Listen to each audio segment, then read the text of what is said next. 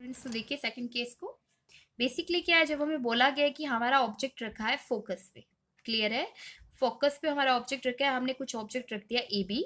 इस पे भी सेम रूल्स ही अप्लाई होंगे जो कि तीन रूल्स थे। अगर कोई लाइन पैरेलल है प्रिंसिपल एक्सिस के, ये हमारे पास क्या गिवन है, प्रिंसिपल एक्सिस। अगर कोई लाइन प्रिंसिपल एक्सिस के पैरेलल है तो वो कहाँ से पास करेगी, फोकस में से।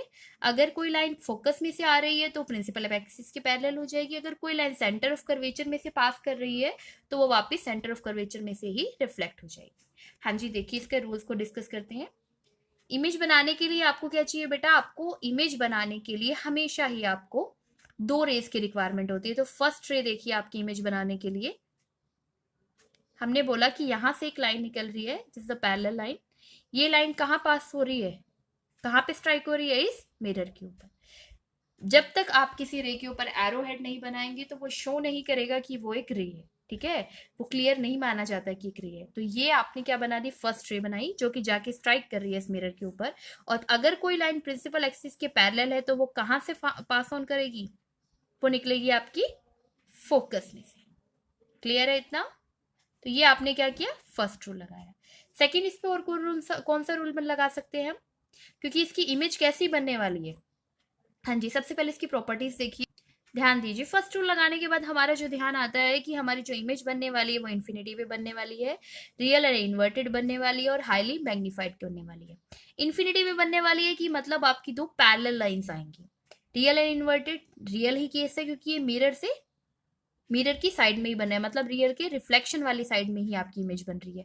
और कैसी बन रही है, highly magnified. So because parallel lines हमें कंस्ट्रक्ट करनी है क्योंकि हम चाहते हैं कि हमारी इमेज जो है इन्फिनिटी पे बने। तो वो किस टाइप से पॉसिबल है, क्योंकि एक रूल तो हम लगा चुके हैं, पैरेलल लाइन आई फोकस में से निकली। सेकंड रूल जो हमारा था सेंटर ऑफ कर्वेचर, वो कहाँ पे होगा, इससे डबल डिस्टेंस पे। तो कुछ यहाँ आपका क्या होगा, सेंटर ऑफ कर्वेचर क्या रिलेशन होता है, radius is equal to twice of focal length. हाँ जी, फोकस से पोल तक के डिस्टेंस को हम क्या बोलते हैं, फोकल लेंथ बोलते हैं। एंड सेंटर ऑफ कर्वेचर से पोल तक के डिस्टेंस को हम बोलते हैं रेडियस ऑफ कर्वेचर। हाँ जी, जो सेकंड रूल हम लगाने वाले हैं कि अगर कोई लाइन सेंटर ऑफ कर्वेचर से पास कर रही है तो वो सेंटर ऑफ कर्वेचर से ही क्या हो जाएगी, रिफ्लेक्ट हो जाएगी। हाँ जी, देखिए तो हम पास करते हैं, हमने बोले इसके डबल डिस्टेंस पे ही क्या होगा, यहाँ पे एक सेंटर ऑफ कर्वेचर होगा। तो हम कह रहे हैं कि एक लाइन जो थी, और हमेशा ध्यान दीजिए हमने कहाँ से लेना है कोई भी चीज, तो सेंटर ऑफ कर्वेचर का तो हम केस लेके चल रहे हैं, लेकिन लाइन कहाँ से जाएगी, पहले हमेशा हमें उठानी है ऑब्जेक्ट से। ऑब्जेक्ट से ही पहली रे निकली थी, ऑब्जेक्ट से ही आपकी क्या निकलेगी, दूसरी रे निकलेगी। तो हमने बोला कि ऑब्जेक्ट से एक रे गई, ठीक है, जो मिरर पे जाके क्या कर रही है, स्ट्राइक कर रही है। ये ऑब्जेक्ट से रे गई, इसने मिरर पे जाके क्या किया, स्ट्राइक किया।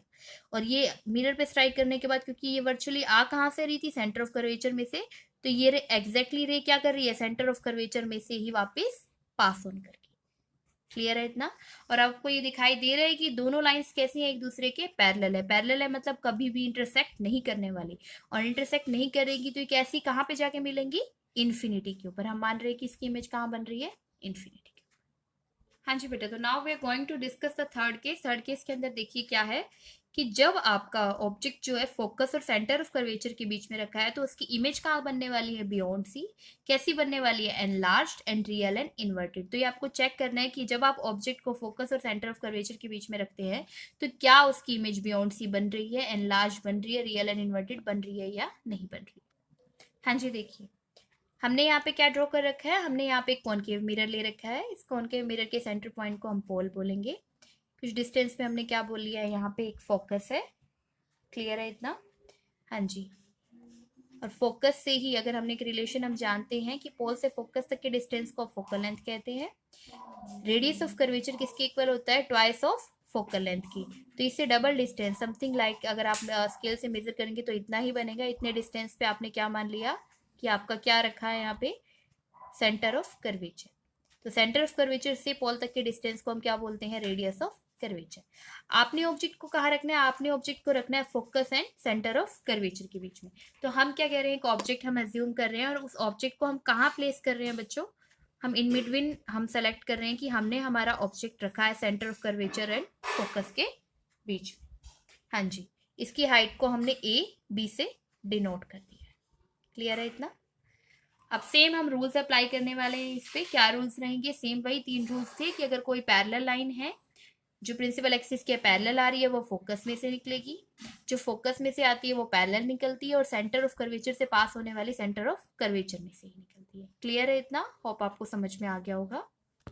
हाँ जी, देखिए सबसे पहले हम क्या कह रहे हैं कि एक पैरेलल रे थी, ठीक है, इससे निकलना हमने इस ऑब्जेक्ट से ही लेना है, कोई भी रेज अपनी तरफ से नहीं बना लेनी है, इस ऑब्जेक्ट के एंडिंग पॉइंट से ही आपने एक रे लेनी है। ये रे क्या कर रही है? स्ट्राइक कर रही है किसको? मिरर को, आके कॉनकेव मिरर को स्ट्राइक कर रही है। तो रूल्स को फॉलो करते हुए जब भी कोई लाइन प्रिंसिपल एक्सिस के पैरेलल आती है तो वो कहाँ से पास ऑन करती है? वो लाइन हमेशा ही पास ऑन करेगी आपके फोकस में से। क्लियर है इतना? हाँ जी। सेकंड रूल इसका क्या कहता है कि अगर कोई लाइन सेंटर ऑफ कर्वेचर में से पास होती है तो वो कहाँ से पास करेगी? सेंटर ऑफ कर्वेचर में से। हाँ जी, देखिए इससे आगे हम चलते हैं। अभी बेसिकली क्या करना है हमें, अब हमने फर्स्ट रूल यहाँ लगा दिया था कि कोई पैरेलल लाइन है तो कहाँ से पास कर रही है? फोकस में से। सेकंड हम लगाते हैं कि अगर कोई लाइन सेंटर ऑफ कर्वेचर में से, अगर आप किसकी, जब आप फोकस और सेंटर ऑफ कर्वेचर के बीच में ऑब्जेक्ट रखते हैं तो देखिए क्या होता है, आपको देखना भी यही है, ठीक है। जब भी आप स्केल भी रखें तो आप इस तरीके से रखें कि वो स्केल आपके सेंटर ऑफ कर्वेचर इस ऑब्जेक्ट के एंडिंग पॉइंट को क्या करे? टच करे, ठीक है। अब क्योंकि इस एंडिंग पॉइंट जहां से ऑब्जेक्ट रखा था वहीं से क्या करेगी? लाइट स्ट्राइक करेगी। किसको स्ट्राइक करेगी? इस मिरर को। ये लाइट स्ट्राइक करेगी और वापस क्या कर जाएगी? रिफ्लेक्ट कर जाएगी। तो ये लाइट जो जाके इस मिरर से जाके इस पॉइंट पे टकराई है, वापस इसने क्या किया है? रिफ्लेक्ट बैक किया है। मिरर की रिक्वायरमेंट अगर बड़ी है, क्योंकि ये सब क्या होता है? कर्वेचर की फॉर्म में होता है, तो आप इस मिरर को ऐसे कर्वेचर की फॉर्म में और इंक्रीज कर सकते हैं। हाँ जी, देखिए ये पॉइंट पे, किसी पॉइंट पे आके क्या कर रही है? मेट कर रही है। और हमने बोला कि जहां पे वो दोनों लाइंस मेट करेंगी वहीं पे उसकी क्या बनेगी? इमेज बनेगी। तो यहाँ पे आप इसकी क्या बन रही है? इमेज बन रही है। इमेज के में केस में आप देख रहे हो तो कैसी इमेज बन रही है? मिरर की इस तरफ बन रही है, इसीलिए रियल। और अगर आप देख रहे हो कि यहाँ पे आपकी क्या, कहाँ थी इमेज? ऊपर की तरफ थी, और यहाँ पे इमेज आपकी कैसे है? नीचे की तरफ है, इसीलिए हमने लिखा है रियल एंड इन्वर्टेड। रियल इसलिए क्योंकि ये रिफ्लेक्शन वाले पोर्शन में बन रही है, इन्वर्टेड इसलिए क्योंकि ये इमेज कहाँ बन रही है? इस लाइन ऑफ स्केल से नीचे, क्योंकि ऊपर की तरफ आपका ऑब्जेक्ट था और नीचे की तरफ से अपोजिट साइड में क्या बन रही है? उसकी इमेज बन रही है। कैसी बन रही है? लार्जर बन रही है। हाँ जी बच्चों, देखो हम केस नंबर 4 डिस्कस करते हैं। इसमें दिया गया है कि जब आपका object is placed at centre of curvature of the concave mirror, जब आपका ऑब्जेक्ट सेंटर ऑफ कर्वेचर पे रखा है तब उसकी इमेज कहाँ बनने वाली है? यहाँ गिवन है कि उसकी इमेज सेंटर ऑफ कर्वेचर पे ही बनने वाली है, रियल एंड इन्वर्टेड बनने वाली है, और सेम साइज एज ऑब्जेक्ट बनने वाली है। हाँ जी, इसको हम टेबल से भी वेरीफाई कर लेते हैं कि टेबल में भी ऐसा ही गिवन है। एग्जैक्टली टेबल में भी ऐसा ही गिवन है। फोर्थ पॉइंट अगर आप चेक करते हैं, अगर आपका ऑब्जेक्ट सेंटर ऑफ कर्वेचर पे है तो उसकी इमेज भी सेंटर ऑफ कर्वेचर पे बनेगी, इक्वल साइज ऑफ ऑब्जेक्ट बनेगी, और कैसी बनेगी? Real and inverted. हाँ जी बच्चों, तो देखिए हम क्या करने वाले हैं, सेंटर ऑफ कर्वेचर पे क्या रखने वाले हैं? हम ऑब्जेक्ट रखने वाले हैं, और हमें चेक करना है क्या ये इमेजेस भी इन सब चीजों को फॉलो करती हैं या नहीं करती। तो हमने क्या मान लिया कि यहाँ पे कहीं इसका क्या था? फोकस है। अब हम क्या कह रहे हैं कि यहाँ पे हमने एक मान लिया कि हमारे पास क्या है? सेंटर ऑफ कर्वेचर, क्योंकि एग्जैक्टली डबल डिस्टेंस पे होगा। यहाँ पे हमने एक ऑब्जेक्ट रख दिया जिसकी हाइट कितनी दे रखी है? ए से बी। तो हमने बोल दिया इसकी हाइट है ए बी, हमने एक ऑब्जेक्ट ले लिया है। क्लियर है इतना? ये हमारा क्या है? ऑब्जेक्ट। ये रूल्स फॉलो करेगा।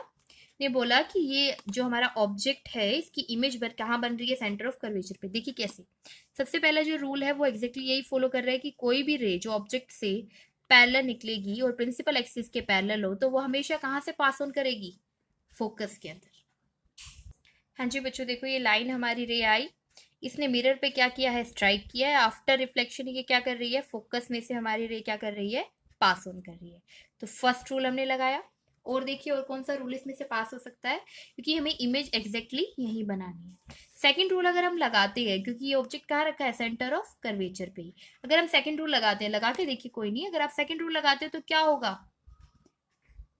इस ऑब्जेक्ट को यहाँ से पास करे तो क्या ये सेंटर ऑफ कर्वेचर को कहीं से टच कर पा रहा है? क्योंकि निकलने वाली लाइन हमेशा कहाँ से होनी चाहिए? ऑब्जेक्ट से, और वो सेंटर ऑफ कर्वेचर को भी कनेक्ट करे, तो ऐसा तो पॉसिबल ही नहीं है। तो हम इस पे लगा क्या लगाएंगे? Rule number 3। रूल नंबर 3 क्या कहता है? अगर कोई लाइन यहाँ पे, इसका क्या है? फोकस, अगर कोई लाइन आपकी फोकस में से पास होती है तो वो हमेशा क्या करेगी? Centre of curvature